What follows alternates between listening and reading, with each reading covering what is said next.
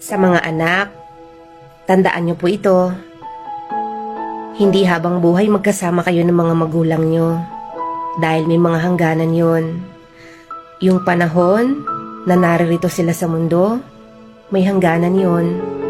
Yung panahon na naririto ka, may hangganan din yon. Alam niyo po, yung panahon na pwedeng ma-enjoy yung presence mo ng mga magulang mo, lahat yun may hangganan. Dahil dito sa mundo, walang permanenteng pagsasama.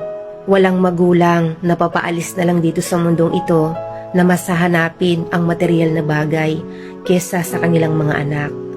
Dahil tayo bilang tao, habang nagkakaedad tayo, mas kumukunti na lang yung gusto natin sa buhay. Mas pinapahalagahan na lang natin yung mga bagay na makakapagpasaya sa atin.